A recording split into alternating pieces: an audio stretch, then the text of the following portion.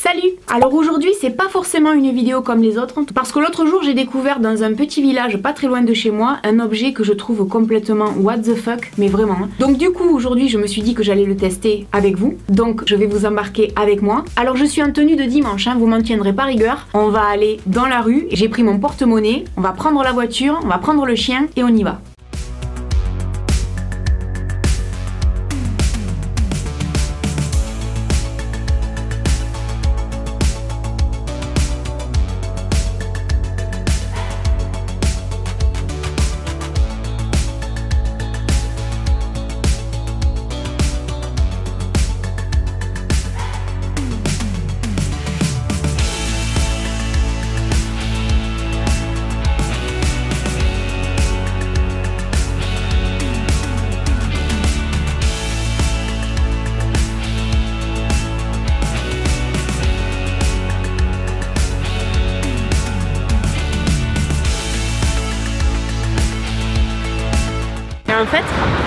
En fait ça sent super bon et le truc c'est que la baguette elle est toute croustillante, donc c'est assez déroutant.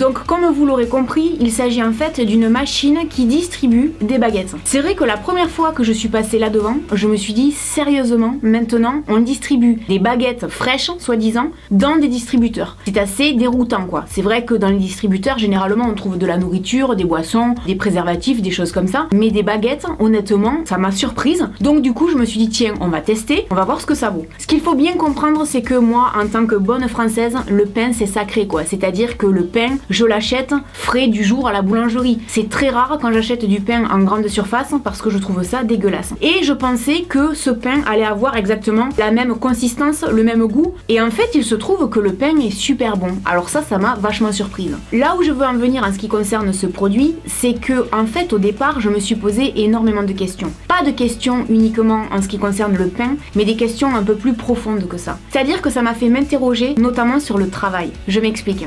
On est dans une période en France où malheureusement il y a énormément de chômeurs. Et c'est vrai qu'on ne peut pas s'empêcher de constater quand on va faire les courses dans des grandes surfaces, de voir qu'il y a des caisses avec des caissières, mais aussi des caisses où il n'y a personne. C'est-à-dire qu'on scanne nous-mêmes les aliments. Alors déjà moi ce genre de truc je trouve ça scandaleux. Parce que non seulement il y a des caissières en moins, mais les prix ne baissent pas pour autant. Moi combien de fois je discute avec les caissières, je les connais pas forcément. Je trouve qu'il y a un échange. Souvent les caissières, même si elles ont des boulots pas faciles, elles sont super sympas. Et elles sont les premières à avoir envie de discuter. Donc de ce point de vue là je me suis dit est-ce que ce genre de machine finalement ça va pas pousser les gens à aller juste à la machine. Cette machine pour moi c'est une machine qui est faite pour dépanner, c'est pas une machine qui est faite pour aller acheter du pain tous les jours. Maintenant la question que je me suis posée c'est effectivement étant donné la qualité du pain, parce que vraiment on se rend compte que c'est le pain du jour, le même pain qu'on trouve donc dans la boulangerie qui est juste à côté, c'est à dire que c'est le pain de la boulangerie. Et donc la question que je me suis posée c'est est-ce que réellement les gens ne vont pas se dire aller chez le boulanger c'est pas nécessaire, maintenant il y a des machines qui distribuent le pain. Alors là c'est qu'une baguette,